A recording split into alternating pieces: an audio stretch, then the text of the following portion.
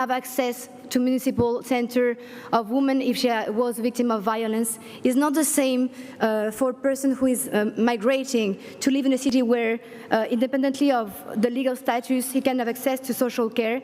It's not the same to live in a city where all inhabitants can have access to clean water. It's not the same to live in a city where you can have access to free education, for example.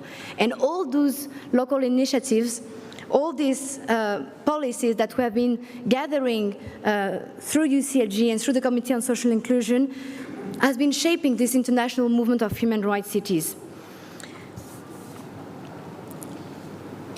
These diverse experiences, these different voices, if they are bring together, they can also build these universal values of the human rights.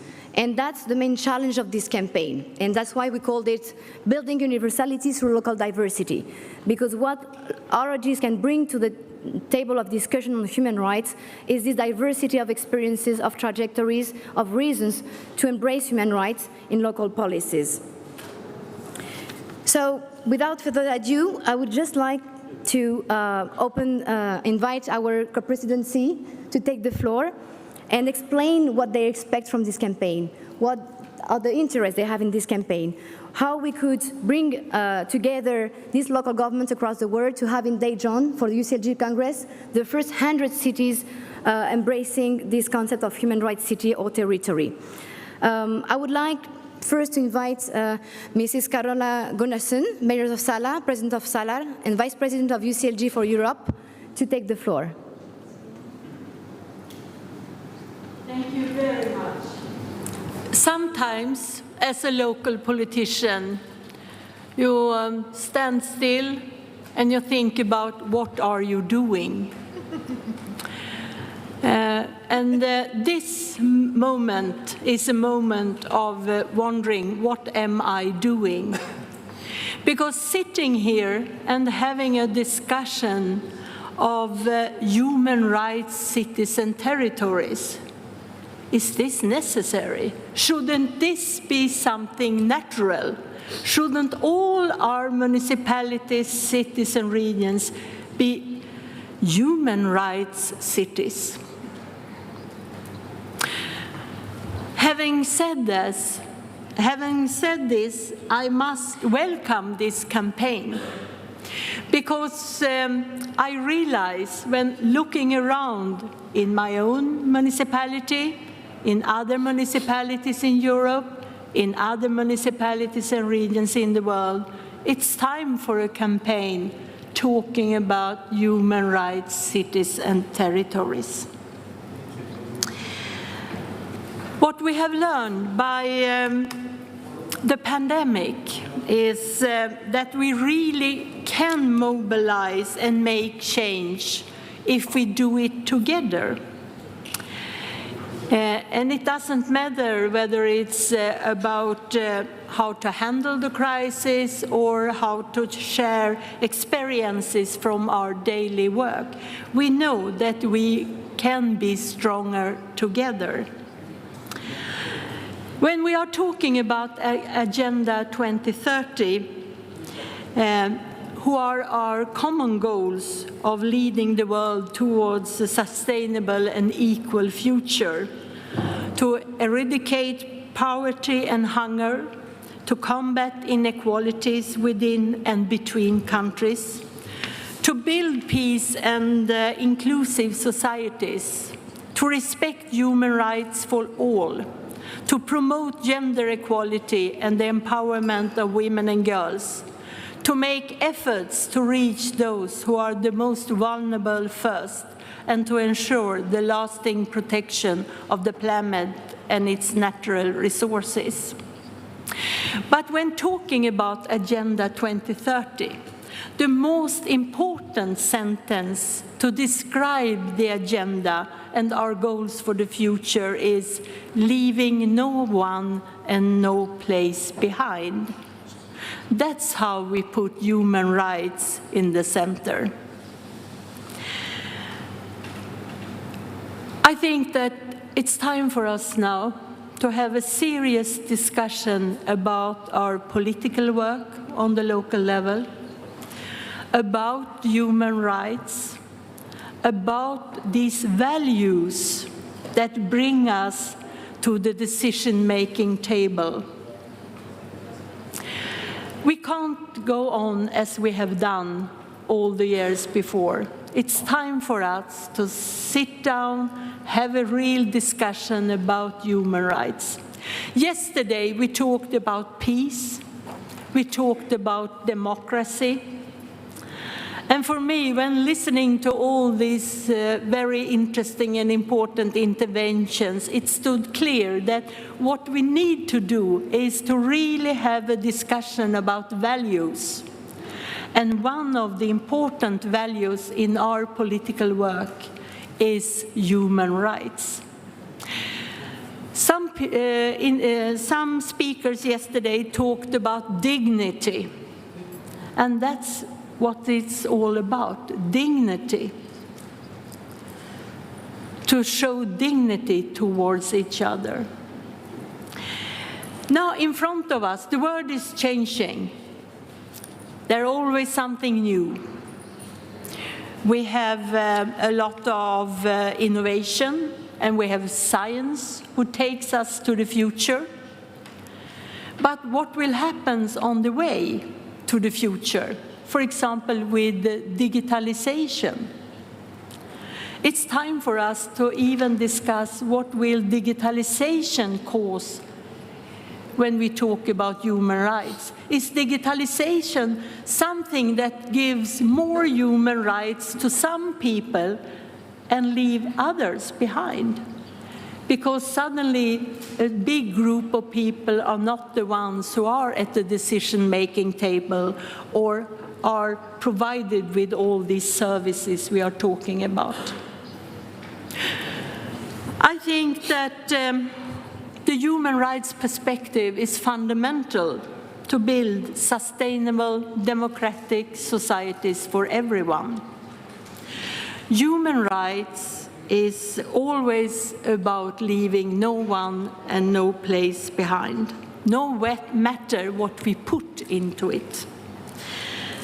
So once again, I really would like to emphasize the importance of this campaign, even if it would be better if we shouldn't need to make a campaign like this. So let's work together. Let's work together to safeguard human rights for everyone. Welcome to the seminar, and thank you.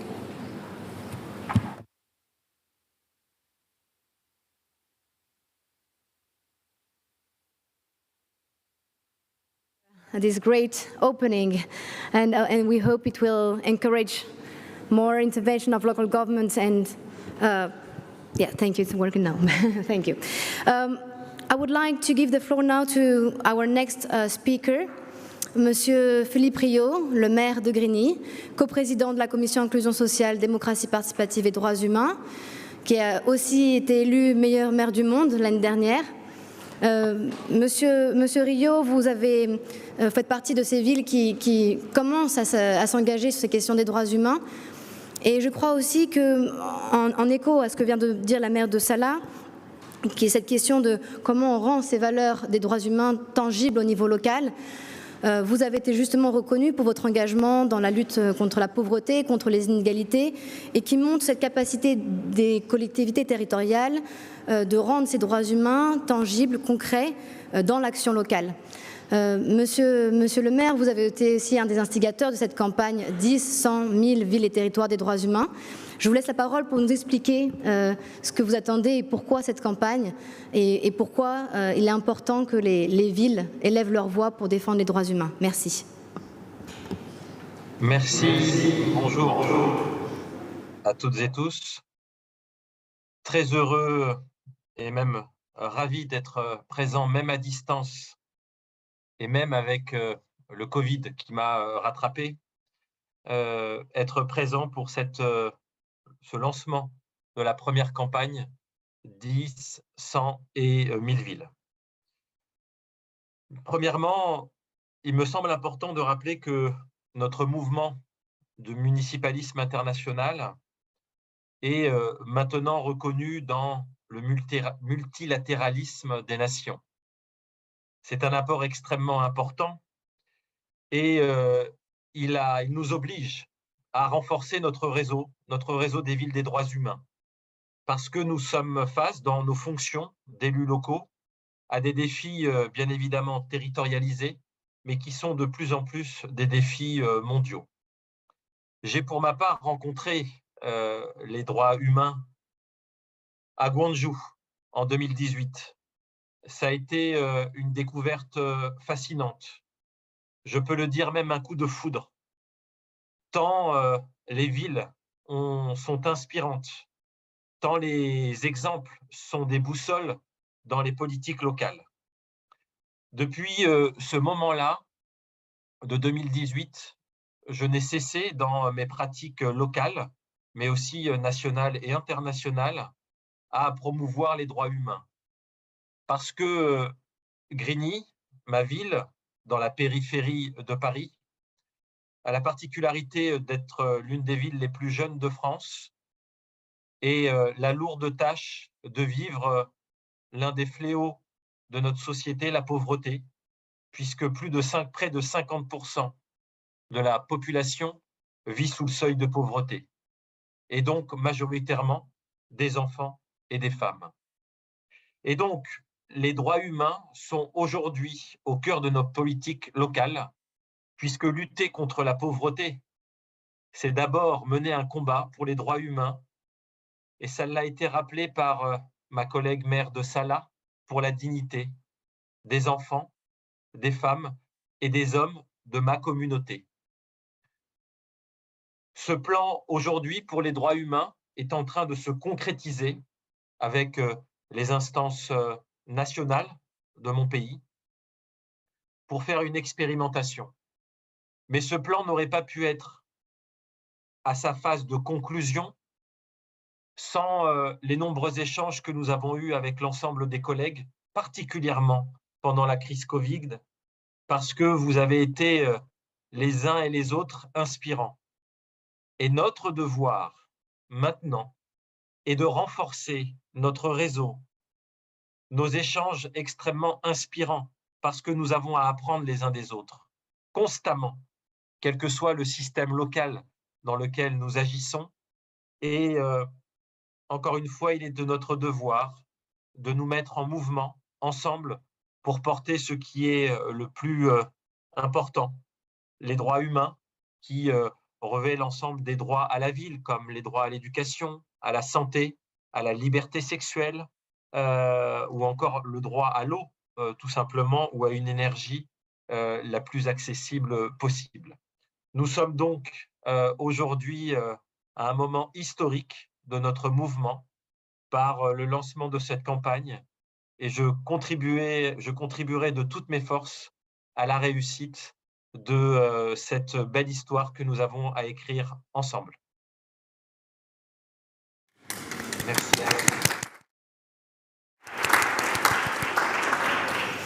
Merci Monsieur le maire d'être avec nous aujourd'hui, notamment d'avoir insisté pour être ici malgré votre état de santé puisque vous avez le Covid, donc merci beaucoup d'être avec nous aujourd'hui. Quisiera ahora dar la palabra a la vicealcaldesa de Quito.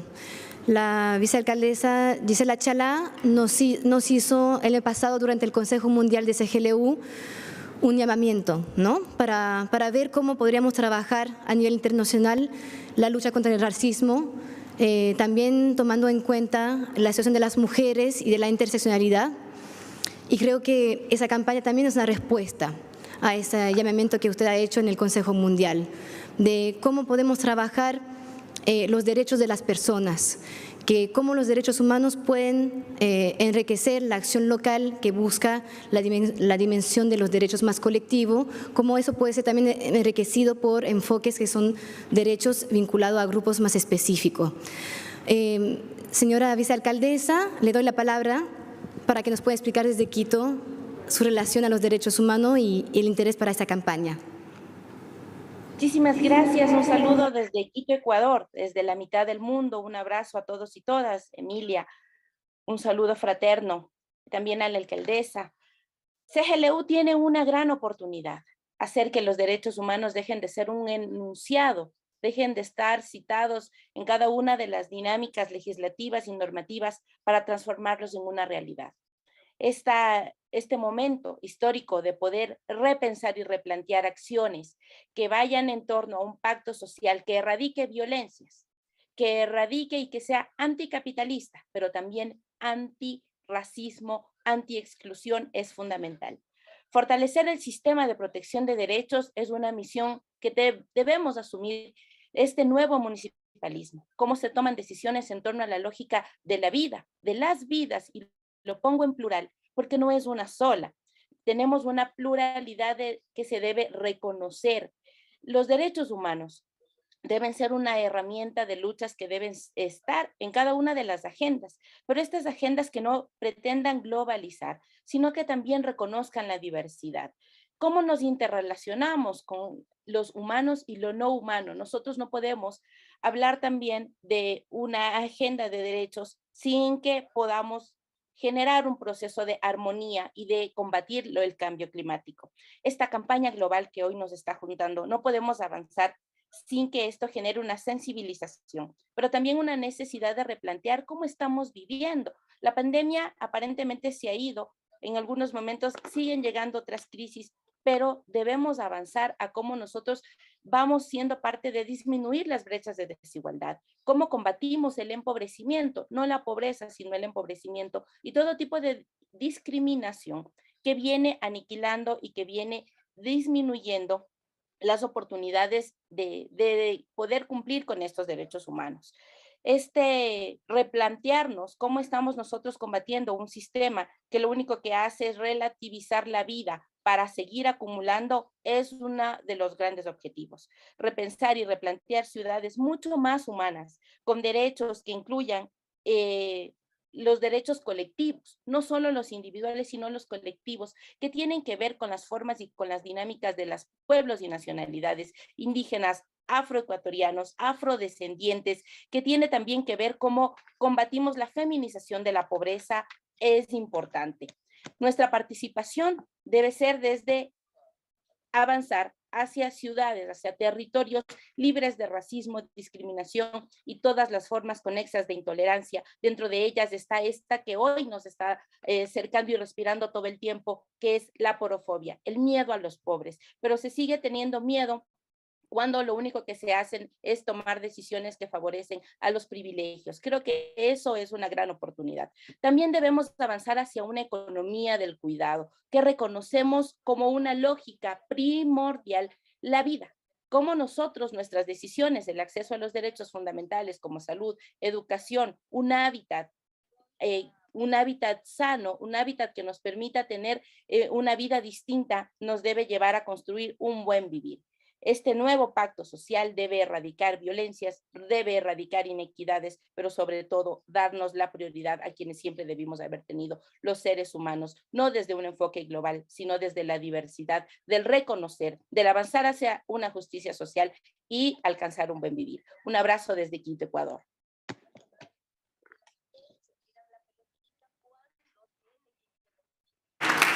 Muchas gracias, alcaldesa. Je voudrais maintenant donner la parole à Emmanuel Carros, qui vient représenter la ville de Grenoble, capitale verte européenne cette année, et qui amène dans ce débat des droits humains aussi la dimension de la transition écologique, et qui vient faire le pari de nous proposer d'aller au-delà simplement du développement durable, proposer un axe transformateur qui vient changer justement la vie des personnes à travers la transition écologique, mais aussi à travers la transition sociale, avec un certain nombre de politiques d'inclusion qui viennent redéfinir les frontières de l'action municipale par rapport aux droits sociaux. Emmanuel Carros, la parole est à vous.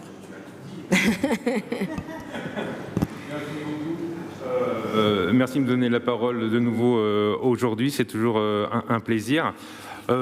Grenoble, on a une histoire particulière. Grenoble, c'est un des points de départ de la Révolution française avec la journée des Tuiles en 1788.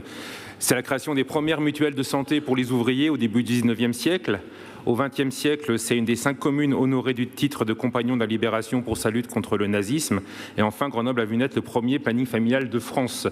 Et toute notre philosophie à Grenoble, tout notre cœur est vraiment baigné dans ces valeurs historiques, et nos politiques s'en ressentent, tout du moins j'espère. Et on est également une terre d'accueil pour les personnes migrantes, d'abord l'immigration italienne, puis d'Afrique du Nord, d'Amérique du Sud et notamment du Chili dans les années 70, d'Afrique subsaharienne, maintenant hélas d'Ukraine.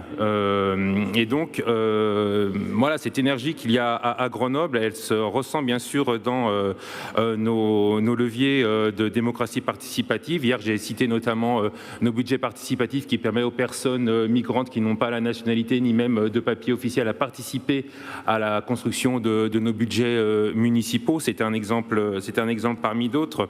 Depuis la crise syrienne, de nombreuses Grenoblois ont ouvert leurs portes pour accueillir des personnes réfugiées. Nous également, nous avons mis à disposition l'ensemble de nos patrimoines municipaux, les anciens logements d'instituteurs pour permettre de loger des familles qui n'avaient pas de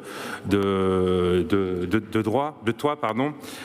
Et puis voilà, nous travaillons sur l'hospitalité. Nous cherchons à lever les verrous pour que l'ensemble des personnes, quel que soit son âge, quelle que soit sa culture, quelle que soit sa nationalité, aient accès à la culture, au sport, à l'éducation. C'est cela qu'on appelle le droit à la ville à Grenoble. Nos actions sur le droit des femmes également. Donc on a notre histoire sur le planning familial. On a travaillé énormément pour réduire les écarts salariaux à la ville de Grenoble, même si la France est championne du nombre de lois sur l'égalité réelle entre les droits et les femmes. On est très loin de cette égalité, notamment en ce qui concerne le travail. À Grenoble, la différence de salaire, elle est quand même encore de 4%, mais elle est de 8% dans les autres collectivités territoriales. Donc nous faisons mieux, mais encore pas assez suffisant. On n'est pas à 100%. Et puis on est toujours sensible, nous, à l'interpellation des associations. On a été interpellé par les associations des droits des femmes, les associations des droits des personnes LGBTQI+, et les associations qui viennent en aide aux personnes vivant avec le VIH/SIDA, qui nous ont remis un livre blanc de recommandations à suivre pour l'accueil, pour la santé sexuelle des femmes lesbiennes, pour la sensibilisation des personnels médicaux à l'accompagnement bienveillant des personnes trans. Et c'est toutes ces actions qui vont dans le sens de plus de droits humains, de respect de toutes les dignités que nous nous engageons. Les personnes également en situation de handicap à Grenoble sont très organisées et c'est tant mieux. Nous avons une commission d'accessibilité qui est très précise sur les normes d'accessibilité, et ces personnes font le tour de l'ensemble des bâtiments ouverts au public pour donner leurs recommandations. Et voilà, alors c'est toujours un petit aiguillon, mais en tout cas Grenoble a gagné plusieurs fois le titre de ville la plus accessible d'Europe, et c'est bien parce qu'il y a cette mobilisation citoyenne des personnes concernées qui nous aiguillonnent, qui nous poussent dans nos obligations, que nous arrivons à arriver à ces résultats. Mais tout cela, bien sûr, croise des droits humains qui sont liés avec la problématique des limites planétaires. C'est également notre responsabilité, à nous, Capitale verte européenne 2022, de mettre en place des systèmes qui garantissent les droits fondamentaux des personnes en restant dans les limites imposées par la planète. Et là encore, ce ne sont pas des transformations qui doivent se faire par le haut, mais elles doivent se faire également en lien avec les habitantes. Les habitants. Alors déjà, nous, depuis 2020, nos délégations en tant qu'élus, elles ont une coloration assez particulière. On a un adjoint au maire à la fraîcheur. Ça peut faire sourire, mais en fait, son rôle, c'est de s'assurer que l'ensemble des Grenoblois et des Grenobloises aient accès à des points d'eau frais en période de canicule, accès à des lieux de fraîcheur, et qu'ils doivent développer la nature en ville, notamment pour les personnes qui vivent dans les quartiers peut-être les plus compliqués de la ville de Grenoble. On a une conseillère aux villes aux transitions qui se charge de faire le lien avec vous toutes et vous tous ici présents. Moi-même, je suis en charge des migrations pour qu'on ait un axe fort sur l'accueil de l'ensemble des personnes migrantes dans une ville hospitalière. On a notre adjointe à la démocratie participative. On a également une élue au cycle de l'eau pour s'assurer de la qualité de l'eau. Donc toutes nos délégations en termes de politique publique, elles sont déjà orientées vers des objectifs que nous, on mène vers 2040. J'aimerais vous parler des ateliers de redirection écologique, qui est un atelier de démocratie participative que nous avons mis en place. Nous avons réuni des Grenobloises et des Grenoblois par tirage au sort, il y avait des jeunes, des moins jeunes, des personnes migrantes, l'ensemble de la diversité de Grenoble, avec une équipe de chercheurs. Ils ont travaillé sur les priorités pour leur quartier pour les prochaines années. Lors de cet atelier qui se sont déroulés l'année dernière, en 2021, en format numérique, hélas, à cause de la pandémie, ils ont été invités à identifier, à choisir, à prioriser des enjeux pour leur secteur de vie. L'objectif était de préserver, d'accroître les usages nécessaires au maintien de l'égalité sociale, tout en envisageant de renoncer ou de modifier certaines pratiques ou équipements. À l'issue de ces séances, il y a eu un rapport qui a été remis à la ville de Grenoble que nous nous engageons à suivre. Et de fait, à l'occasion du premier conseil municipal de l'année Capitale Verte 2022, la ville de Grenoble a acté son engagement dans une démarche qu'on appelle la démarche Grenoble 2040. Cette démarche, c'est pour prendre en acte l'état du monde. Et c'est absolument nécessaire. Il faut absolument que nous prenions en acte l'état du monde. Les rapports successifs du GIEC pointent des transformations profondes dans notre biosphère, notre conséquences sur notre santé, sur les conditions sociales, sur l'habitabilité de la Terre. Il y a maintenant 2 zones sur Terre qui sont maintenant inhabitables pour l'être humain. C'est quelque chose d'absolument dramatique. On ne peut plus ignorer l'incidence de ces perturbations sur nos vies, et il faut qu'on arrive à lever les écueils de la sidération face à ces changements qui arrivent très vite à l'échelle de nos vies, et également lever l'illusion d'une solution comme quoi la technologie pourrait tout résoudre. Il nous faut construire une cible d'un futur qu'on appelle nous à Grenoble un futur désirable, pour nous permettre d'atténuer la violence des chocs qui ne manqueront pas d'arriver. Alors, je vais vous parler de donut. Alors, je ne vous parle pas du gâteau, le donut, mais c'est la forme d'un gâteau. C'est un schéma, une représentation graphique où la base, c'est en fait les droits humains qui sont nécessaires de garder, de garantir, et autour, en atterrissant sur les limites planétaires, en fait. Et c'est un graphique qui délimite un donut. Et cette théorie, elle préconise donc l'analyse du développement économique à travers le prisme d'un espace juste, sûr pour l'humanité, et tout en garantissant son inscription durable dans le temps. Donc ces théories, on les met en place à Grenoble, et sont également mises en place sur des villes comme Bruxelles, qui également travaillent sur ce schéma du no-nut pour construire ensemble un chemin. Donc c'est une démarche qui est alimentée par des outils de prospective, d'observation, d'évaluation, de gestion des risques, de participation citoyenne, de participation également de nos partenaires culturels, afin d'avoir des objectifs pour 2040, qui est avec une trajectoire que l'on sait. 2040, c'est dans 18 ans, donc on espère qu'on sera tous et toutes vivants et vivantes en 2040. Et donc, ça nous donne cet objectif. On ne peut pas dire que on peut remettre à plus tard, on peut ignorer les limites planétaires. C'est à nous maintenant de nous en occuper. Donc, objectif Grenoble 2040.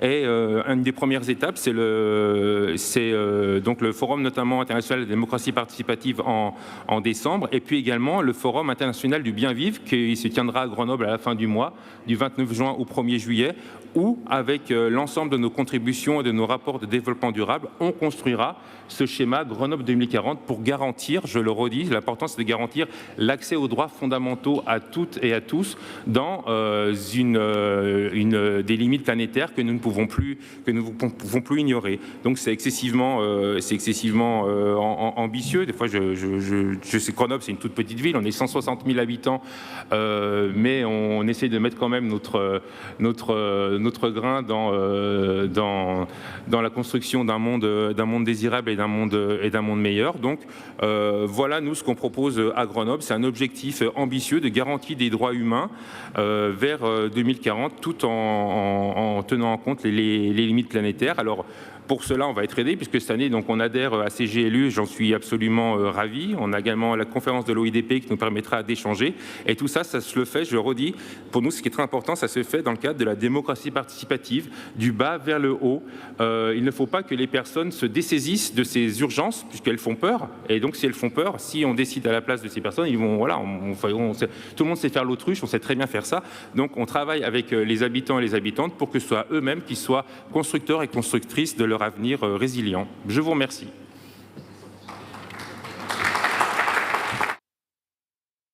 Merci beaucoup, Monsieur Carros. Je crois qu'on a senti l'ambition portée par Grenoble dans les politiques que vous avez présentées.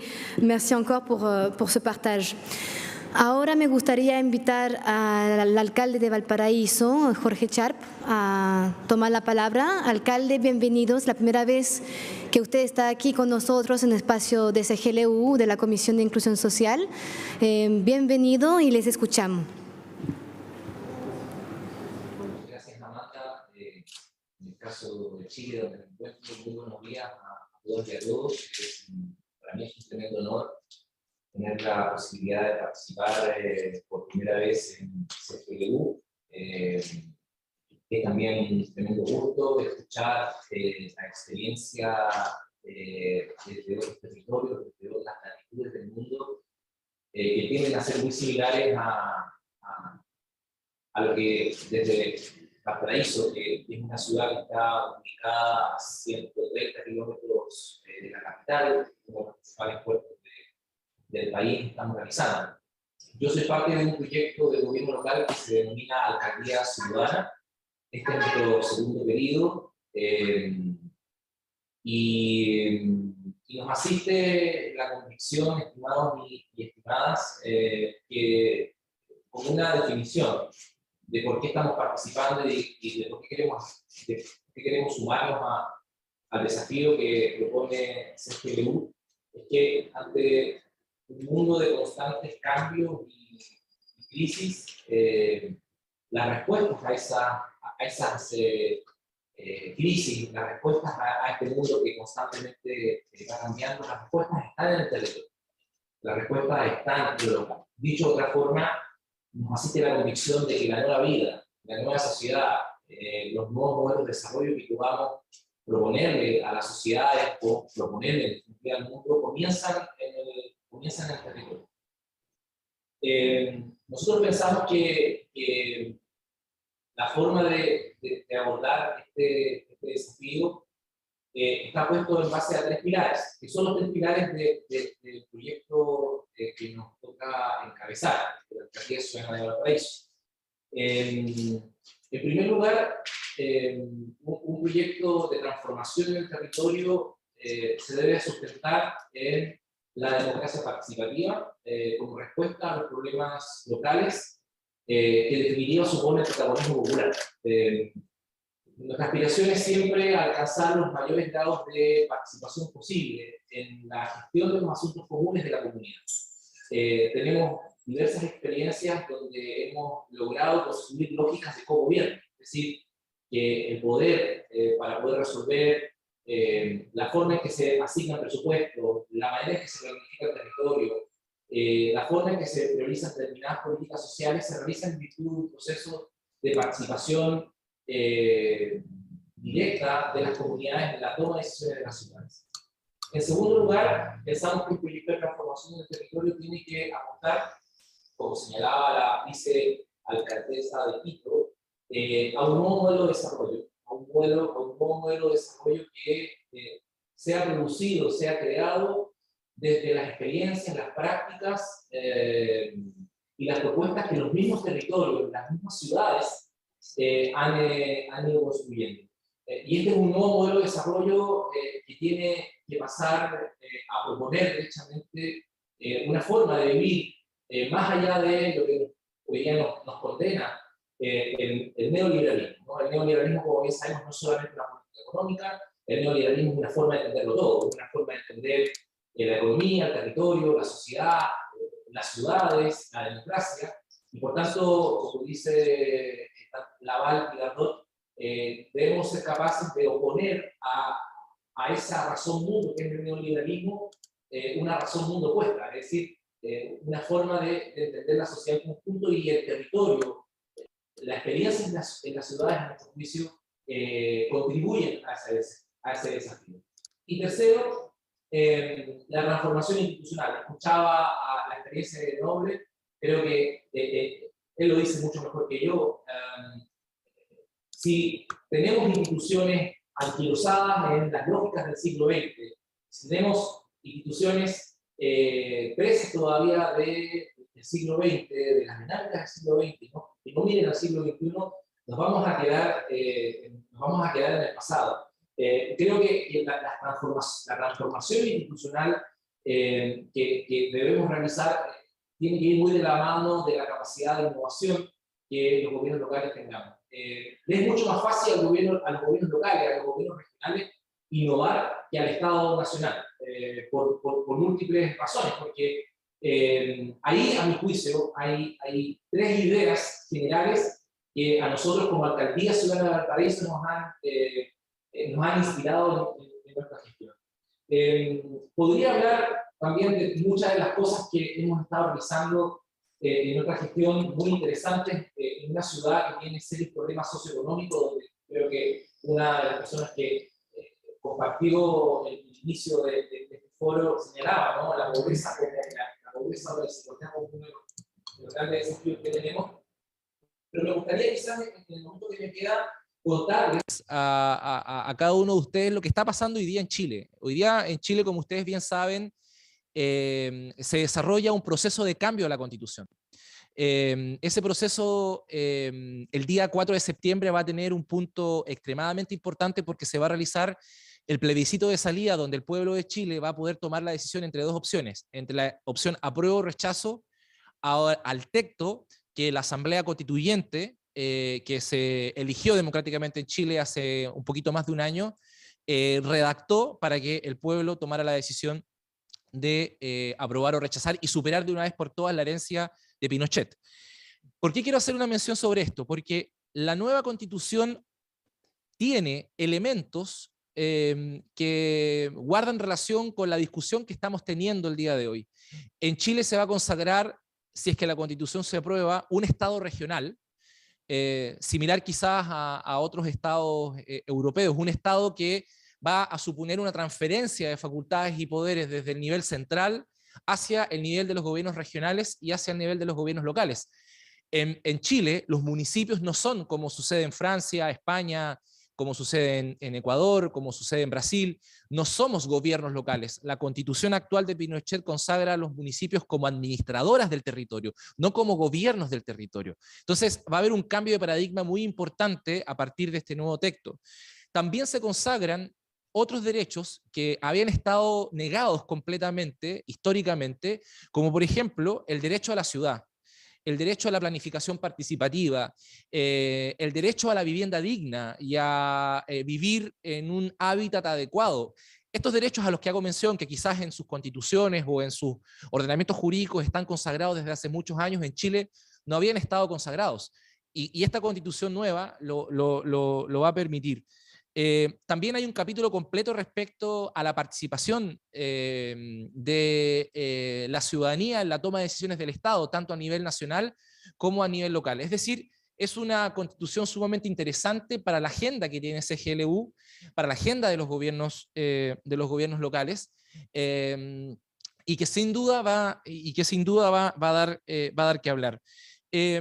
Como última cosa, nuestra respuesta a la pandemia no fue una respuesta como la de los estados centrales de restringir la democracia o restringir las libertades. Las respuestas a las crisis, cuando vienen de lo local, son democráticas y son o nacen desde la comunidad. Nosotros construimos un sistema de cuidados en el marco de la pandemia no fundamentado a las soluciones individuales o a las soluciones restrictivas, sino que más bien un sistema de cuidados de carácter colectivo, solidario y comunitario.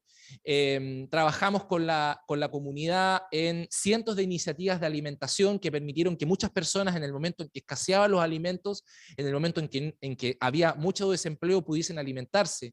Desarrollamos programas también de independencia o autonomía alimentaria a partir de huertas comunitarias que permitieron que la comunidad pudiese abastecerse de sus propios alimentos.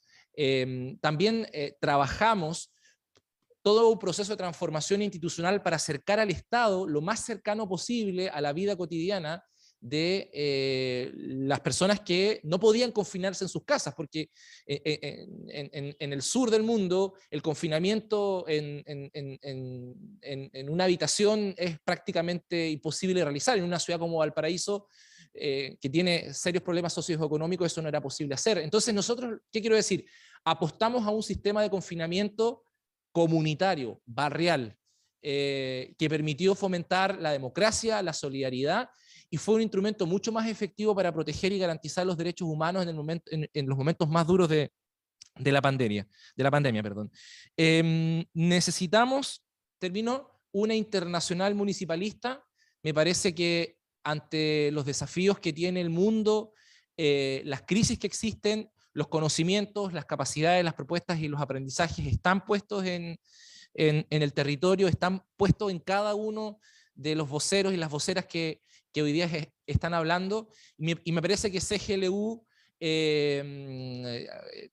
tiene la mejor chance para poder liderar esta propuesta con esta agenda de defensa y promoción de los derechos fundamentales. Quizás en otra oportunidad podremos contarle más en detalle todo lo que como alcaldías ciudadanas hicimos en el marco de la protesta social. Nosotros tomamos una posición pro defensa de los derechos humanos,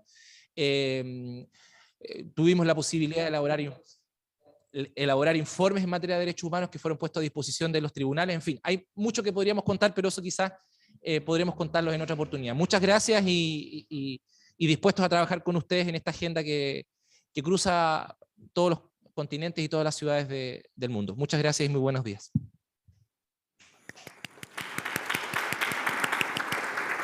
Muchas gracias, alcalde. Hemos escuchado lo que es necesario, una internacional municipalista. Bienvenido a CGLU, bienvenido a la Comisión de Inclusión Social, Democracia Participativa y Derechos Humanos. Para seguir, I would like to give the floor, if I don't see him, to Mr. Etonam James Flolu, Mayor of Afazato South, if he's online with us. Yes? I cannot. Hello. Okay, he's reconnecting. So maybe I will just give the floor to Linda Woodman, to our co-mayor of the Committee on Social Inclusion, Participatory Democracy and Human Rights, and she's the co-mayor of Utrecht, and also one of the leading heads of this campaign. So Linda, please, the floor is yours. Thank you very much. Dear friends and colleagues, Hold on, because we cannot hear you. local and governments are increasingly acknowledging human rights as Linda, critical. please, can you just stop, hold on, because we cannot hear you. We're going to solve the problem. Can you try again? Yes, can you hear me now? Good, thank you. Can you hear me? Yes, it's working now. Okay, great. Dear friends and colleagues, local governments are increasingly acknowledging human rights as critical inspiration to ensure a more inclusive, just, democratic and sustainable world. And I would like to start reporting to you also the case we elected in March this year, and last week the new coalition presented its proposal. Also, that we are reaching steps in the right city. First of all, we take our human rights inclusion strategy, translated in both our.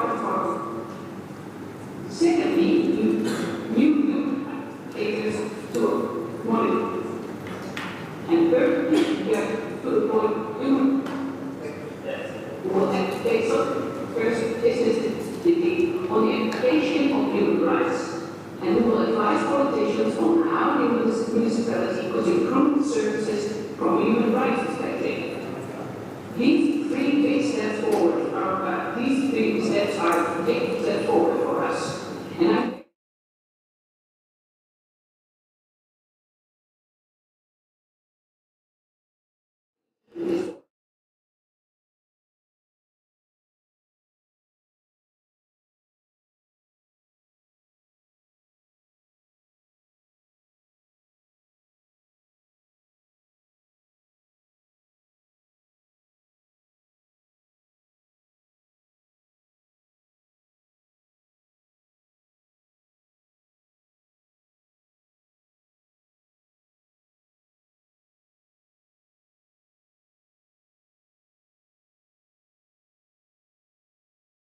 That makes that the number of cities in our movement counts. We are at a key moment to strengthen local approaches on human rights, but also to kick off a strong international movement of human rights cities and territories based on those local commitments and actions that fight discrimination and inequalities. To leverage the growing engagement and to make the voice of local communities and governments heard in the global human rights discussions, our committee, the UCLG CSIPDHR, is launching the global campaign 100,000 human rights cities and territories by 2030. And we do that in the framework of the agreement letter signed by the UCLG and the OHCHR and Mrs. Michelle Bachelet, UCLG 2021 World Council. This means that we want to make in 10 years' time a group of around 100 human rights cities now to a worldwide movement of 1,000 cities. And this campaign also aims to broaden the outrage visibility and cooperation among local governments engaged in the promotion of human rights. The campaign will also connect to the update process of the UCLG Charter Agenda of Human Rights in the City, as adopted in Florence in 2011. Cities are invited to contribute to an update of this new 10-year-old Charter Agenda, because the world changed and several challenges and ambitions were not foreseen in the first version. And the campaign and the Charter Agenda will contribute to a reflection on the next decade of the human rights cities movement and a new generation of rights to be enshrined in UCLG's new Pact for the Future, revamping the local social contracts on people, government, and planet. The campaign will reach out to cities, communities, and territories all over the world to provide visibility and support for their engagement in the promotion and defense of human rights at a local and an international level.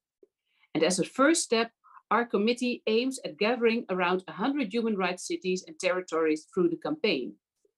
This first list will be presented on the occasion of the UCLG World Congress in Daejeon, the Republic of Korea, to be held between 10 and 14th of October in 2022. Local and regional governments wishing to join the campaign are invited to express their interest and present their vision as a city and territory for human rights. The campaign is open to local and regional governments from all regions of the world, of all sizes and from all types of jurisdictions, with previous experience of wishing to initiate processes for the first time to implement rights at the local level and or to promote them internationally. And finally, the campaign is a part of broader efforts undertaken by our committee to build the vision and experience of local governments to raise awareness and scale up their actions towards greater international recognition in line with the letter of cooperation signed between the UCLG and the Office of the High Commissioner for Human Rights of the UN. But this collaboration is more than just symbolic. In Daejeon, but also during the parallel World Human Rights City Forum in Guangzhou, we will work together with the OHCHR on the importance of localizing the human rights discourse in the vernacular of our municipalities. And we already changed the perspective. Human rights, very different from 3 or 6 years ago, will be a key ingredient and message of the UCLG World Congress program. And I am convinced that the campaign and the first 100 cities will make the difference. The flywheel will get going, and as it gets bigger, more cities will hook up. So I invite you to join our committee in its ambition and starting our snowballing for the first 100 front-running human rights cities. Thank you very much.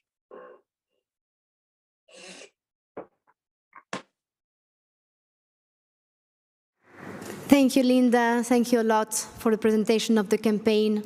I would like to go back to the mayor of Afadzato, Mayor Flo Lu. Are you here with us? Can you hear? Yes, I can see you're here. The floor is yours, please.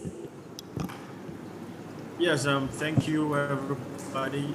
This is a very, very good initiative that we intend to support and get our people to join. My district, Afadzato South, It's in Ghana and has a lot of tourist sites. So we tend to receive a lot of visitors in and around the place. For us, we have a long way to go when it comes to human rights. I view it more than just guaranteeing the rights of people.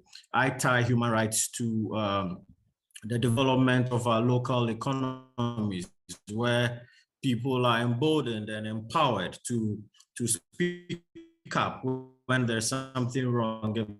People are emboldened to actually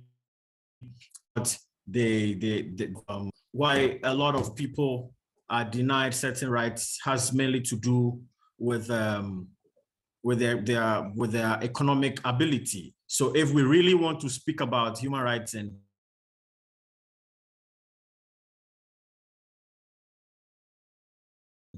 in Ghana, and specifically, we can tie that to the development of the local economy and get people to have a lot of resources or enough resources to be able to do the things that they need to do. I look at it as a way that if people need good water to drink, they should be able to have enough and clean water to drink. 3 square meals a day, if that is what they want, the ability to move about. And because our place is strategically positioned as a tourist hub, we tend to get a lot of people coming in. How do we protect the rights of all these people coming in? How do we ensure that they are safe?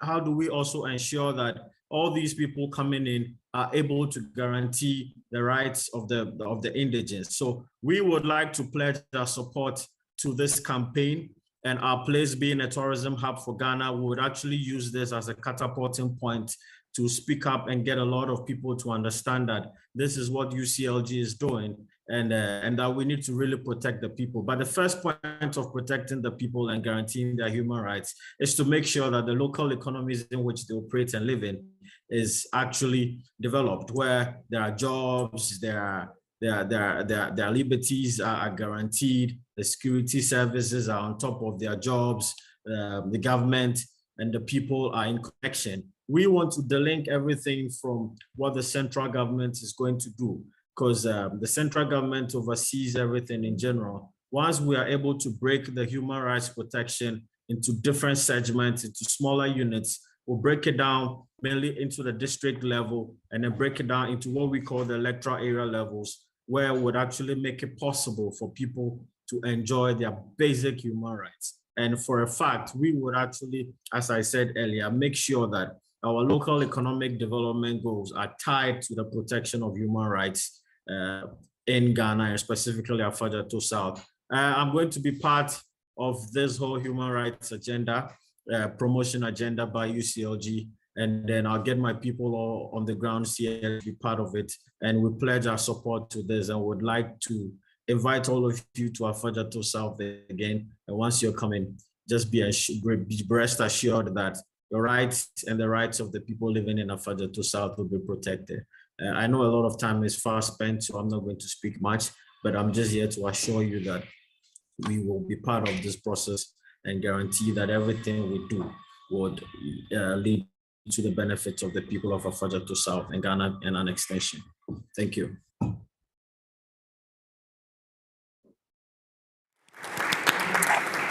Thank you, Mayor Flolu, for the support that you are providing to this campaign.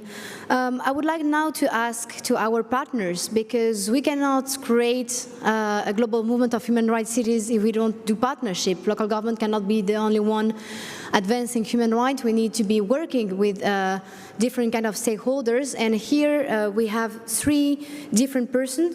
We have Bahram Ghazi from the OHHR, and who has been also very engaged and active with UCLG to move forward this global movement of human rights cities. We have Morten Jarum, who is from the Raoul Wallenberg Institute, and will represent today the voice of the academy, of the research working on human rights and the links with local government. And we also have Lorena Zarate from the Global Platform of the Right to City, representing more like the voice of civil society and the way they have been advancing also on these human rights locally. Bahram, the floor is yours. Thank you very much, Amanda, and invitation. It's a pleasure and it's an honor to be with you today. And thank you also for the very inspiring previous interventions. I'm very glad that I heard them. Of course, from the UN Human Rights Office, this initiative is very important, and I'm happy that it's advancing. You reminded us of the meeting that we held in Geneva in 2019, where this idea was kind of launched, and I'm happy that through the leadership of some of the mayors, we've been now in a phase where we can launch this initiative. Of course, this initiative is important for many reasons and at many levels. I mean, of course, at local level, it's important. We've already discussed why the concrete implementation of human rights norms is important. We know how much it was highlighted by the COVID pandemic when societies, cities lack human rights, how much less resilient they are to these kinds of crises. So it's important to put in place. Of course, we also saw in different places before the COVID, but also after, how much civil unrest can come up out of the non-respect of human rights. And of course, again, human rights is not only norms, theoretical norms, it's a very practical tools for shaping local laws, policy, and also the economy that promotes human rights and dignity and equality.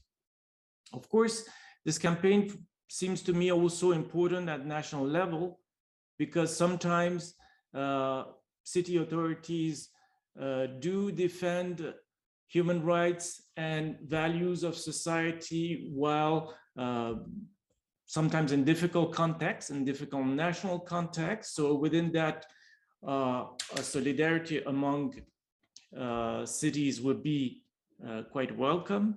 And of course, internationally, we know how much the UN cannot achieve its objectives without local governments, cities, regional governments.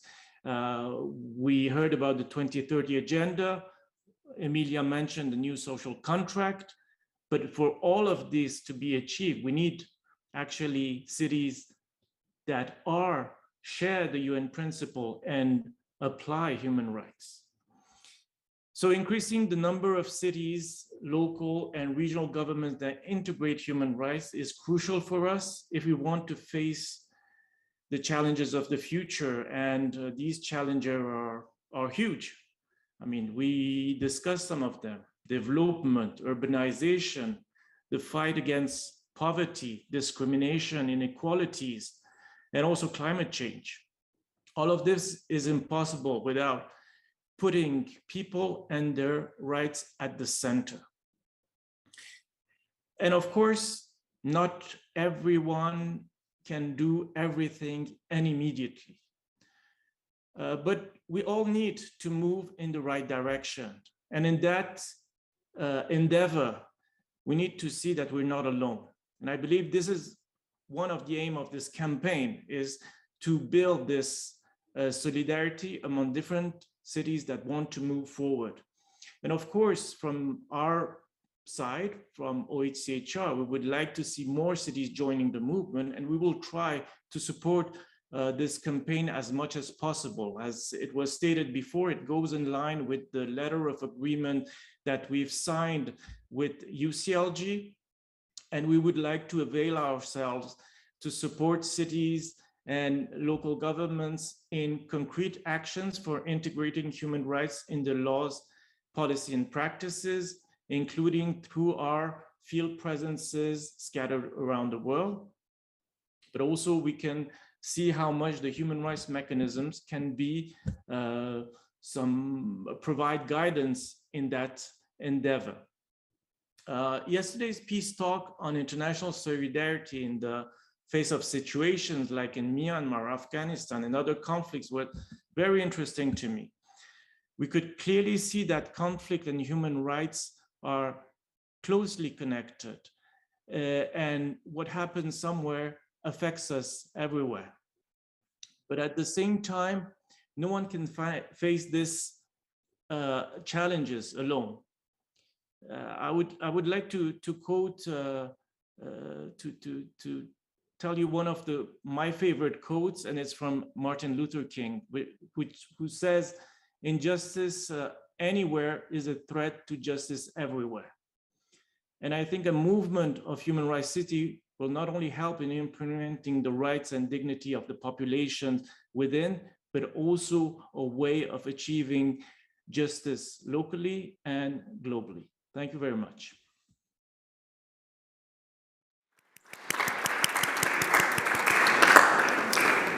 Thank you, and I would like to give the floor now to Morten, please. Go ahead.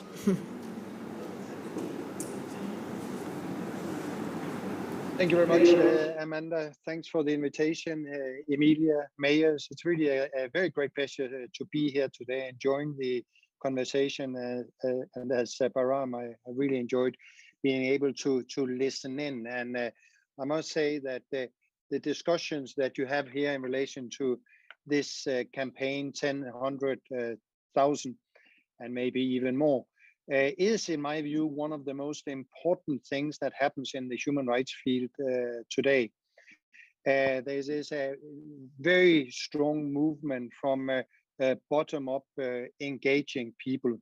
Or one could also, in a way, turn it around and say it's a logical next step in the work of human rights. If you sort of take the most modern human rights history of human rights being part of the foreign policy during the Cold War, part of the dividing factors in that era.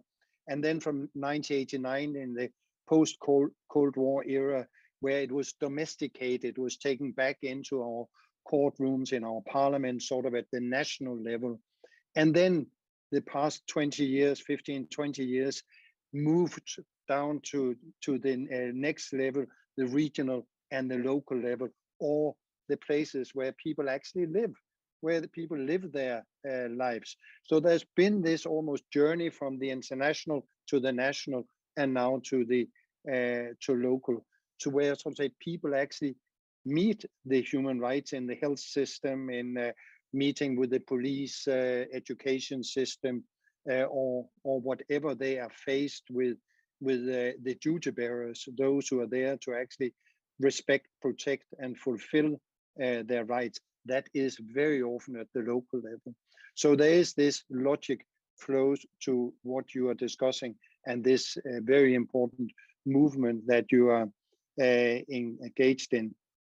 And I think, as we have heard here today, so many cities are already engaged in working with a human rights-based approach to a number of topics, and also the way of engaging, interacting with the citizens in relation to the issues that are directly or indirectly of concern to people.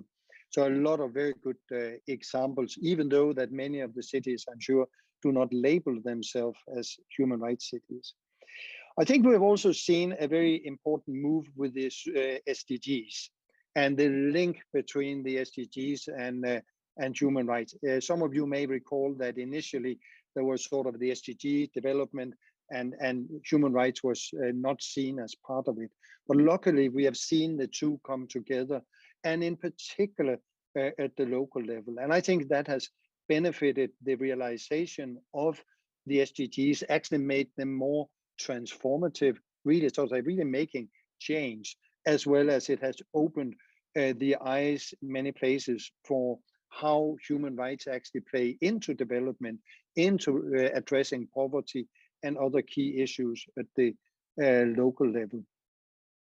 At the Raoul Wallenberg Institute, we have for quite some years now worked with cities around different continents. And in that regard, I mean, apart from working with the central administration of the cities, the mayors like yourself, and the administration, also working within all the various aspects of the city, working with human rights-based hospitals, challenges in cities receiving refugees, working with city planners. How do we create the inclusive city? What sort of built environment should be created? several of you have already mentioned the resilience, the resilient city. One thing that is often discussed is, of course, the smart city. And I must say, it always gives me a little bit the shiver when I hear about smart cities if it's detached from human rights. But of course, if the new technology is used to promote and create better cities and better promotion and protection of human rights, I'm definitely all in favor. So I think we need that human rights dimension to the smart cities. But also, as I think Bahram mentioned, the human rights-based budgeting, which again, we have seen many interesting examples of. Where in particular, human rights in my view, have proven to have quite a force, is to detect those who are left behind, simply as an analytical tool. And you could say that it's very often, let's say, the part of the agenda for many institutions that they should protect the vulnerable, the children, the women, etc., ensuring health. But we also have to admit, very often it doesn't happen. And I'm actually surprised how often it does not happen. And this is where when we sort of insist on the human rights-based approach, those who are working in the administration who really want to do good work, they are reminded about those most vulnerable. Where we saw it most clearly, in my view, was during the COVID-19 crisis, where, of course, we've seen a lot of people in the health system, social system, I mean, serious people, but still not reaching out to the most vulnerable in our communities. And then we see a number of human rights cities that really made an active outreach to the most poor in the community, the linguistic minorities, the persons with mental health problems, vulnerable women, and other groups, saved, I dare say, thousands of lives that could have been saved elsewhere as well. So I must say the COVID-19 crisis have really, sort of say, given us a lot of, let's say, lessons learned to work on for the future. And that also brings further into the disaster management, which of course is intimately linked to the climate change, environmental change in general, both in addressing when the catastrophes have taken place, but also try to mitigate the potential risk for climate, and again, identifying those most vulnerable. One thing that has struck me in the campaign, which I must say I really like, is the language of build universality on local diversity.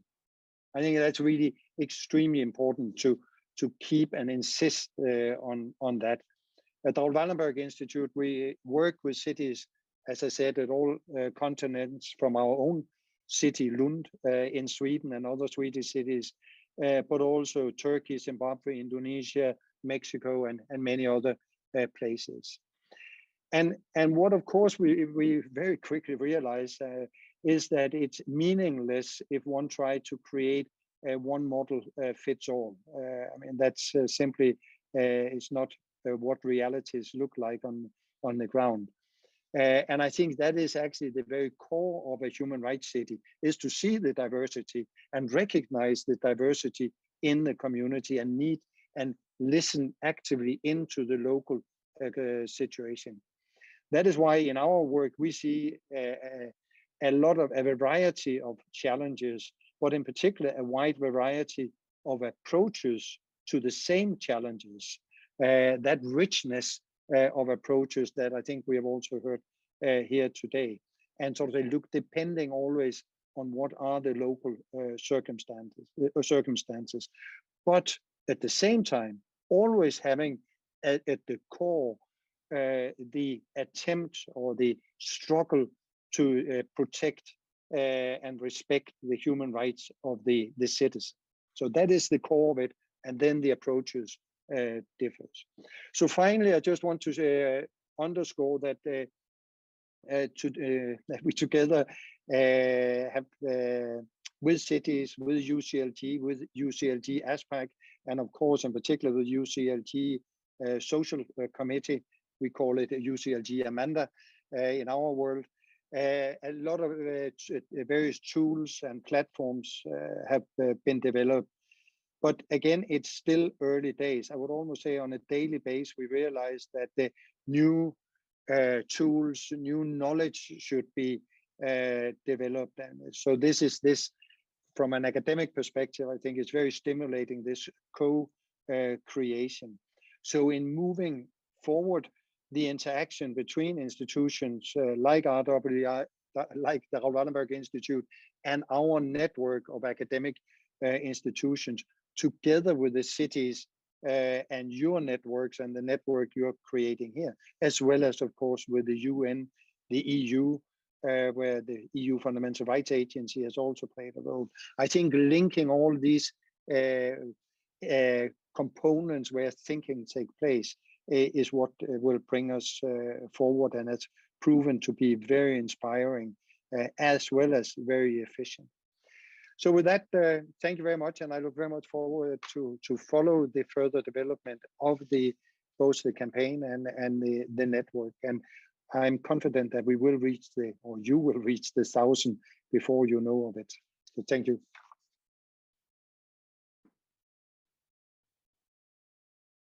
Thank you, Morten. Thank you for these insights. I would like now to hear from the floor, actually. Maybe we can give the floor to Fabrizio Rozzi, Secretary General of CMR, of our European section, and to hear his idea, his views about this campaign.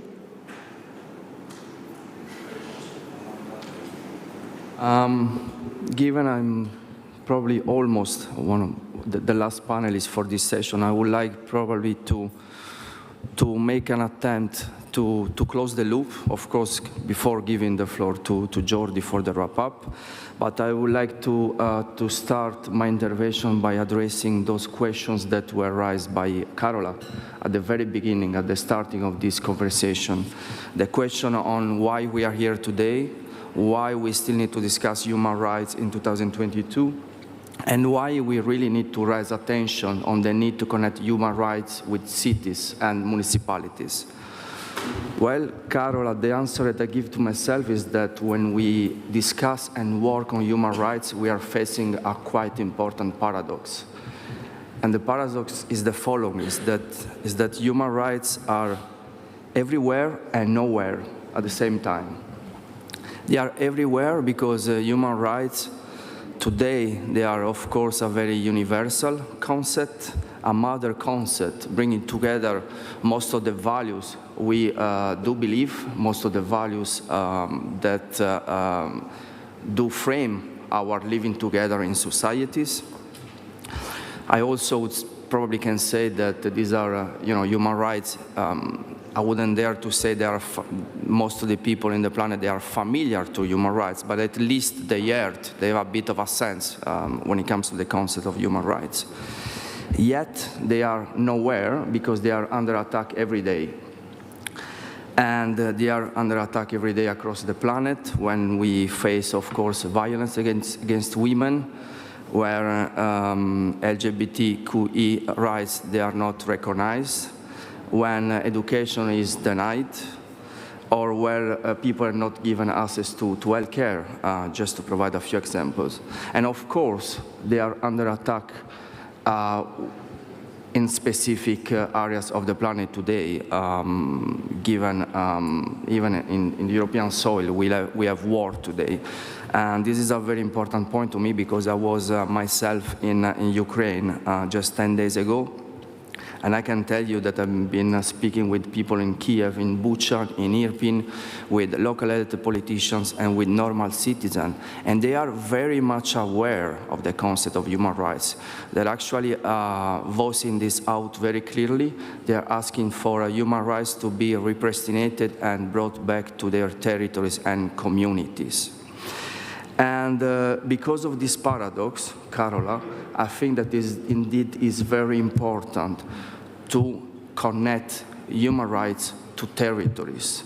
This connection is very important. It's very important to work on a notion of human rights that are place-based And at local level and territorial level, we should probably even build a specific hub when we really bring forward this reflection on human rights, because this is, of course, an ever-evolving concept. Today we are facing very systemic issues, climate change, artificial intelligence, digitalization, mobility. These are all indeed somehow a threat and even a possibility to all of us to reframe the concept of human rights. And this is indeed an opportunity we cannot miss. And we as a CMR, just to conclude, we indeed see ourselves as a key organization contributing to this movement, contributing really to addressing the need of connecting human rights to territories, contributing to the need to bring forward this concept of place-based human rights. And for instance, we are doing this, just to provide you with a very concrete example, with a Charter for Equality for Women and Men.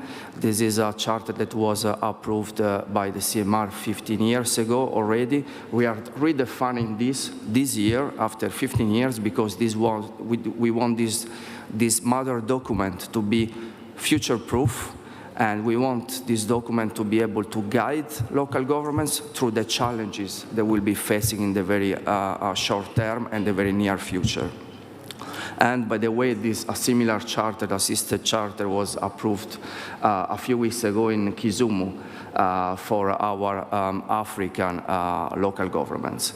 And I can probably close my intervention here, and thank you very much for the very stimulating debate.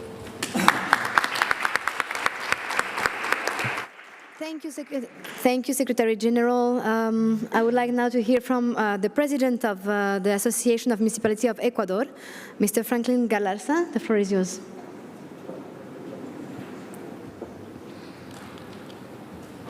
Fascinado de escuchar valiosas ponencias, saludar a Gisela Chalá, vicealcaldesa de la capital de mi país, Ecuador. Saludarle al alcalde de San Lorenzo, de Rumiñahui, que me acompañan en esta comitiva, a todos ustedes. Traigo un saludo de la Asociación de Municipalidades Ecuatorianas como presidente de AME y copresidente FLAGMA, pero sobre todo un saludo de mi ciudad Macas. Es una ciudad en crecimiento, ubicada en la parte sur de la Amazonía ecuatoriana, que, de acuerdo al Instituto de Estadísticas y Censos, está ubicada como la provincia más pobre del Ecuador. Para hablar de los derechos humanos, de los derechos a vivir en una ciudad, de ser parte de un territorio, yo quiero hacer algunas precisiones y que me permitan comentar parte de mi vida.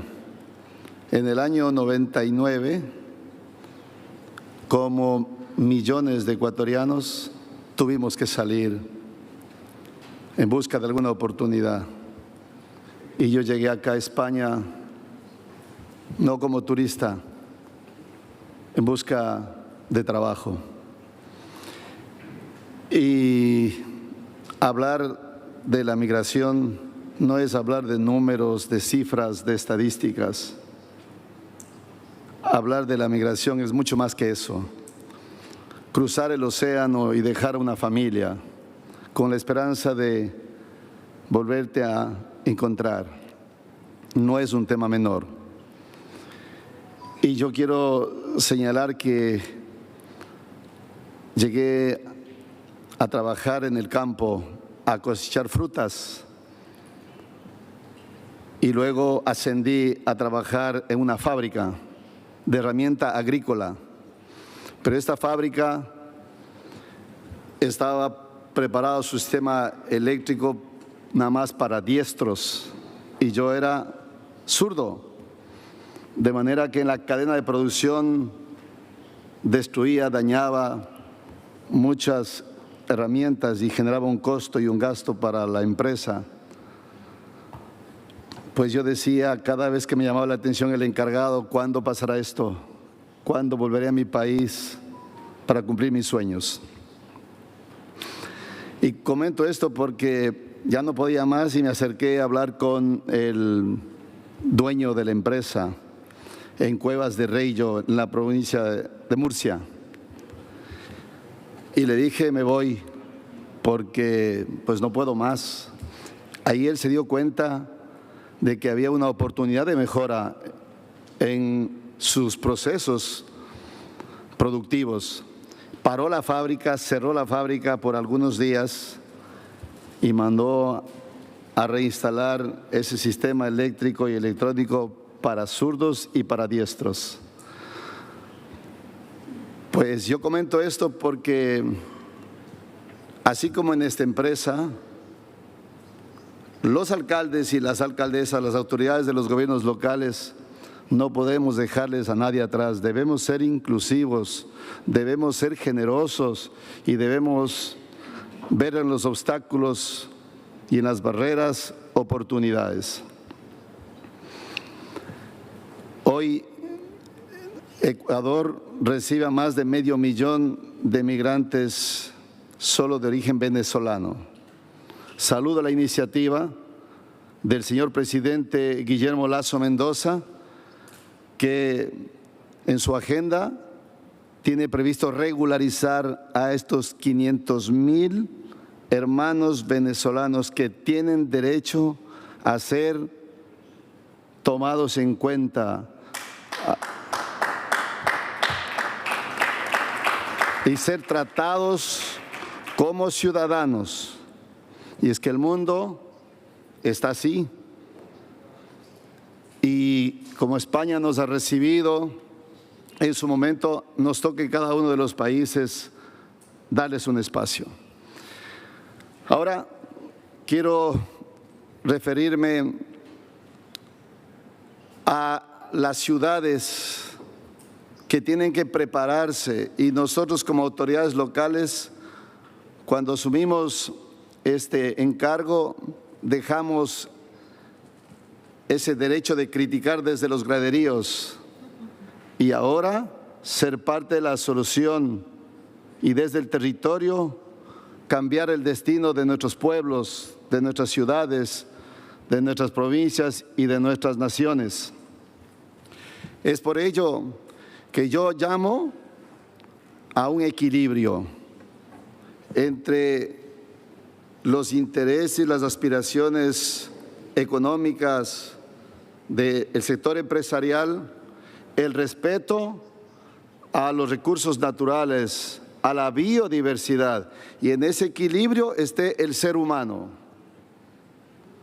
Pues ¿por qué se mudan las personas y las familias a las ciudades?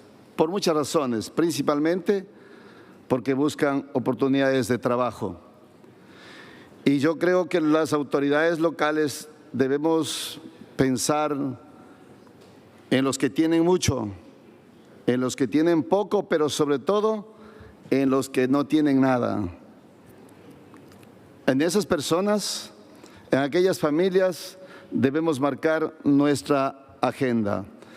De manera que entregar agua potable, alcantarillado, servicios básicos es lo más elemental que puede tener en su agenda una autoridad local. Hoy mi país está afrontando una guerra sin precedentes contra el narcotráfico. No es la delincuencia común, es el crimen organizado, donde muchos hermanos ecuatorianos pagan con sus vidas, por lo que no han podido controlar los países vecinos. Hablar de los derechos humanos también es hablar del derecho a la seguridad, a vivir en paz, en una convivencia pacífica. Y esto no es una tarea de un presidente, de un gobierno, esto es una tarea de las autoridades locales. Pues yo creo que el tema es demasiado amplio, pero si ahí están los problemas de desempleo, consumos de drogas, alcohol, descomposición social, yo creo que las autoridades locales tenemos una gran tarea: llegar a entendimientos para hacer una alianza estratégica entre el sector público y el sector privado para generar empleo, porque con empleo es como una familia puede dar educación, salud y futuro digno a su familia. Así que quiero en la parte final decir que este tipo de conferencias, de eventos, nos llenan de satisfacción, pero como CGLU, como Flagma y todas las organizaciones tenemos un gran deber: transferir los conocimientos, las buenas prácticas y experiencias para hacer de nuestro planeta un lugar más digno para vivir, donde nadie se quede atrás. Muchas gracias.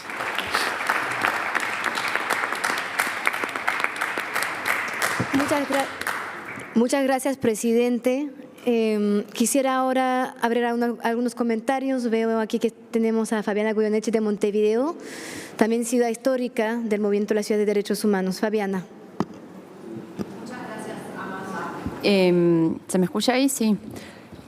En primer lugar, celebrar esta instancia y esta renovación de la propuesta de la campaña por los derechos humanos y esta renovación y actualización de la Carta Agenda para Montevideo es sumamente importante, porque así como nosotros en CGLU todo el tiempo estamos planteando que queremos tener más voz, tener más incidencia, queremos un lugar en la mesa global, queremos tener mayor legitimidad y participación en Naciones Unidas, cuando las ciudades están ratificando la Carta Agenda y cuando están hablando de compromiso de derechos humanos, ahí se están comprometiendo, ¿no? Ya no estamos diciendo lo que demandamos, lo que queremos, lo que pedimos, estamos asumiendo un compromiso, y un compromiso muy importante que es sumamente desafiante.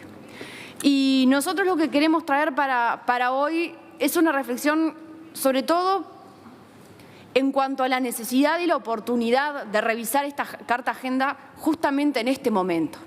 En un momento en el que ya hace 2 años venimos atravesando una pandemia que comenzó como una crisis sanitaria y de salud y se transformó rápidamente en una crisis social, en una crisis económica, de convivencia, que dejó sumamente expuesta la cantidad de desigualdades, de violaciones a los derechos humanos que hay a nivel global, con matices, con diferencias en las distintas regiones, pero que sin duda demandan un mayor compromiso con los derechos humanos, que además, y eso se ha reivindicado desde la Carta Agenda y todas las instancias posteriores que se han hecho de su revisión y de su difusión, los derechos humanos sabemos bien que son universales y que son reconocidos, nadie los otorga, ¿no? Simplemente se reconocen que están ahí, y una vez reconocidos es porque siempre estuvieron, y no es que las ciudades, en este caso, vengamos a decir a partir de ahora esta persona tiene un derecho a la ciudad.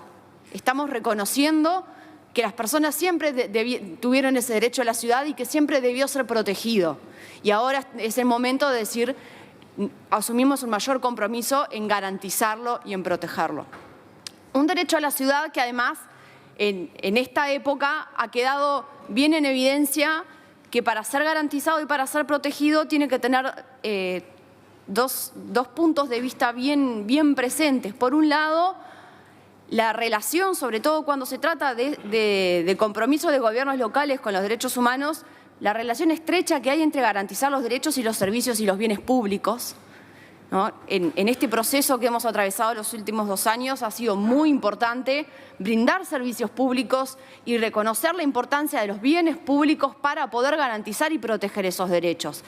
Derechos cuya protección necesitó que las ciudades estuviesen en la primera línea de respuesta a todo lo que venimos viviendo.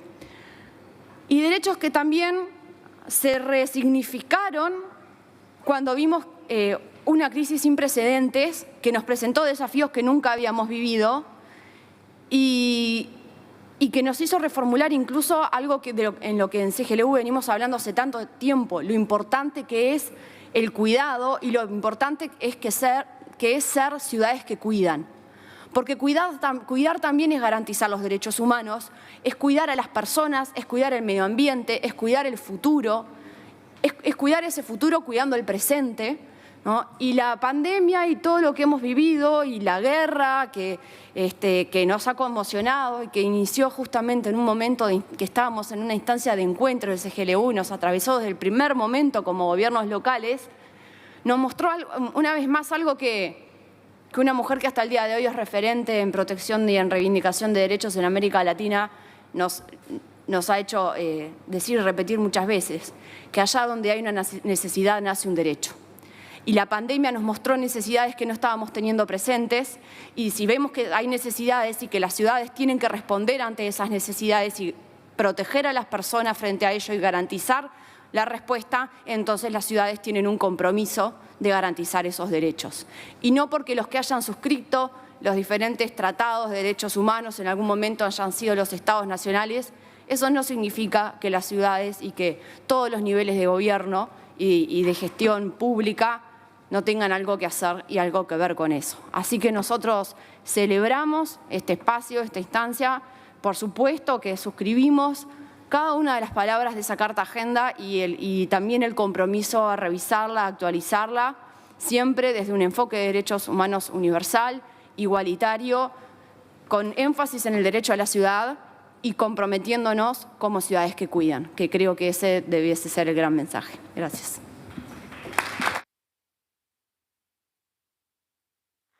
Muchas gracias. I saw there was like another comment from the floor here. Thank you. My name is Patrick Taran, and I wish to make quick recommendations for the record to expand and move the campaign forward. And I speak from basically full-time work in human rights of migrants and refugees, anti-discrimination, integration since 1976. And if I go back a little further, I was involved in the campaign to desegregate Seattle schools since I was in high school in 1966. First of all, I want to pick up on Ms. Gunnarson's reference to the Sustainable Development Agenda and suggest that the new urban agenda also needs to be very explicitly at the center of the orientation for this. And in fact, I think the new urban agenda is more explicit on inclusion and human rights of migrants and the right to the city than even the Sustainable Development Agenda is. Secondly, I want to note, picking up on the interventions from Morten and from Mr. Ghazi, that human rights are not only a theoretical question, they are normative legal standards that are enforceable and applicable in every country in the world when you look at the basic customary international law, and in all countries that have ratified the respective human rights conventions, international labor standards, or in certain regions, the European Convention on Human Rights, and I would also make reference to the African Convention on Human and People's Rights, which is ratified by all 54 member states of the African Union and therefore applicable in every city in Africa. Third point is that in my experience, long experience, every city that I've worked with over these years can be in some way described as a human rights city. I think it would be useful to do a survey of looking at city statutes or constitutions, because in most cities, you'll see some reference to either human rights explicitly or the equivalent, non-discrimination, equality of treatment. Fourth point then is that I think you will find, at least across Europe, North America, and Latin America, 1,000 cities that have a city-level officer or commission on human rights and or on equality of treatment and or on non-discrimination. And I think they would also be a point of entry to expanding the campaign to reaching cities that might not be reached otherwise. I'm working right now with UNESCO and the European Coalition of Cities Against Racism, which happens to count Seville and Barcelona among its Spanish members and 130 cities elsewhere in Europe. And I think every one of those cities, as a city against racism, is also a city for human rights, explicitly or implicitly. Building on that, I would note, coming out of the context I've worked in, and particularly in the United States, most of the large cities in the United States have been in the past what we call sanctuary cities, protecting migrants, including undocumented migrants, in order for their human rights to be basically respected and protected. And I would note again that to make a link back to the context of this session of the UCLG board, that the parallel conference or forum on Mediterranean urban migration, that a sixth point, and I think this needs to be part of the human rights agenda and the human rights campaign, is the right to the city and the right to participation, democratic participation in cities, including through the right to vote and so on. Here I just want to make one interesting suggestion that this is not a new question. The Canton of Neuchâtel in Switzerland authorized non-citizens of the Federation to vote starting back in 1848. And again, if one looks at the Council of Europe, most, or at least a majority of the Council of Europe member countries have, at least in some cities, rights to vote for local resident immigrants and refugees. That is, I think, a few suggestions as to move the campaign forward. Thank you very much.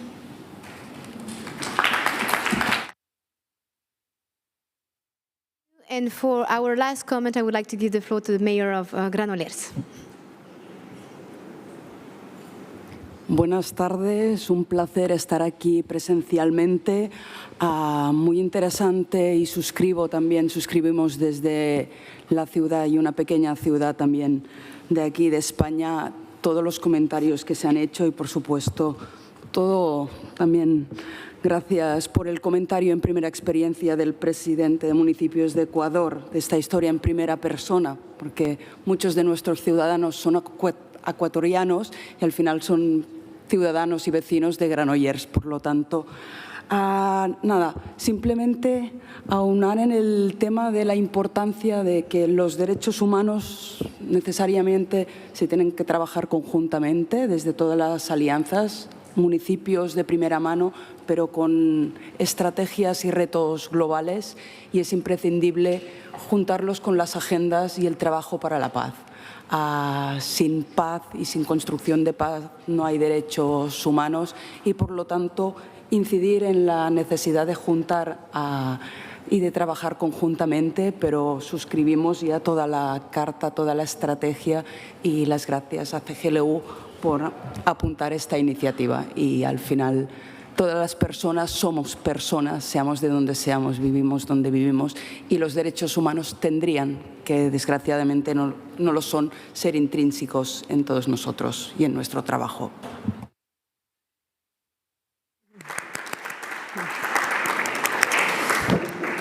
Muchas gracias, alcaldesa. And now to close this session for the wrap-up, I would like to invite Jordi Baker, Secretary General of Metropolis, to share his conclusion remarks.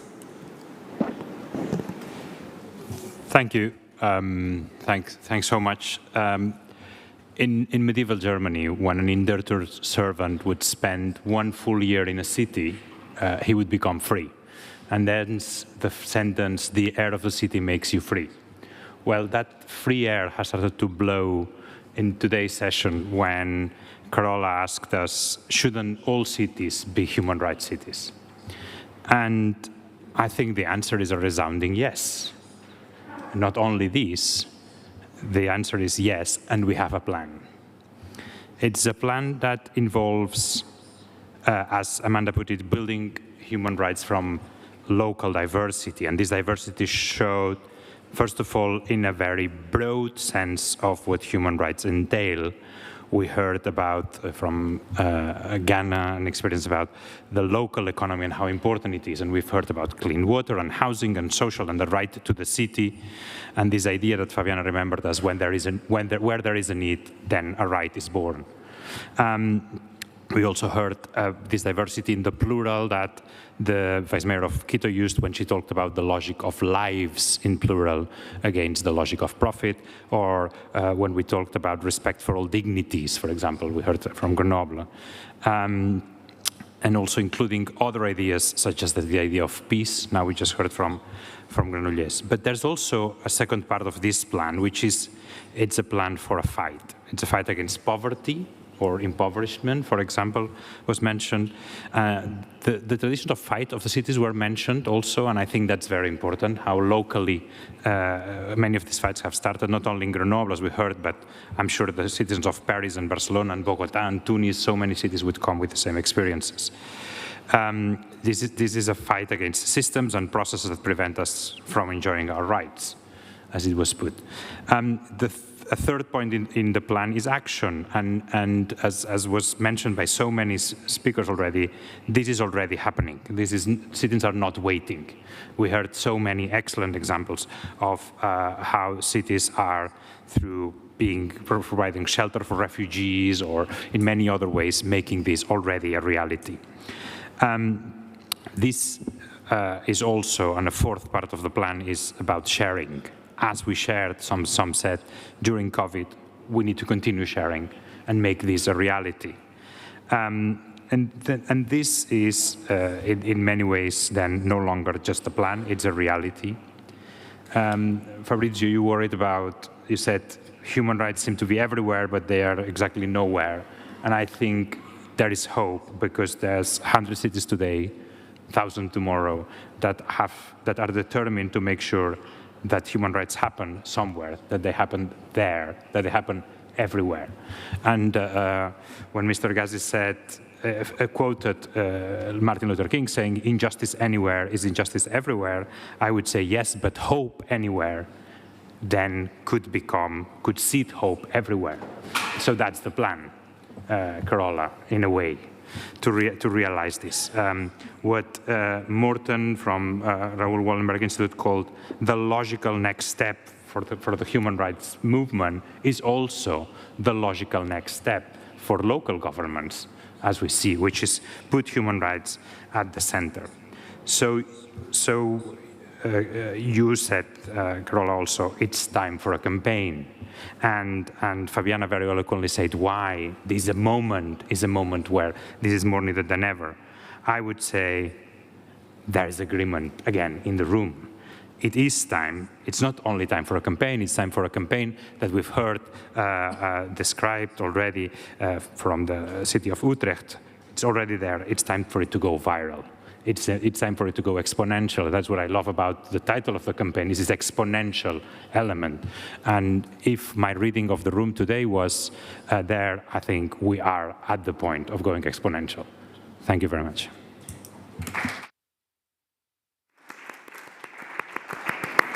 Well, thank you very much, Amanda, for an amazing job and for taking this proposal on behalf of the Committee on Social Inclusion, Participatory Democracy and Human Rights. I'm so happy to see Philippe Rio applauding there. Yes, Philippe, we are going to make it. We are going to make it. There will be thousands that are joining. And it's not because we don't know that there are cities that are already committed to this. And it's not because we think that, human rights is not at the basis of local and regional governments, but it's because we think we need a new social contract and it needs to be built on human rights. And if you don't build it on human rights, you will never reach the kind of equality that you need to go through the transformation that our planet needs, that we need as humanity. In order to rethink human rights, we actually need to include a new vision of the commons. We need to redefine what our individual needs are and what our common needs are.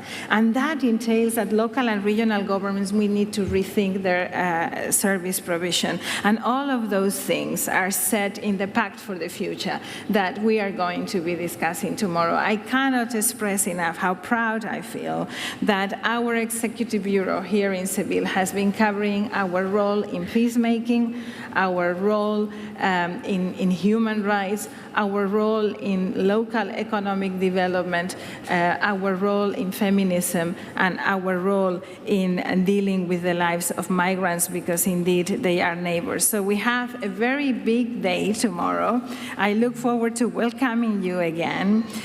We are going to start at 9 o'clock with local migration policy and governance mechanisms as part of the forum, and then Executive Bureau sessions around the Lampedusa Charter for Human Mobility, and at 12, updates on the Pact for the Future. So please do join us, and do join us also now in a wonderful reception in an incredible space that you, if you haven't been there, you actually need to visit, and the buses are ready to take you home so that you get ready for tonight. Thank you very much.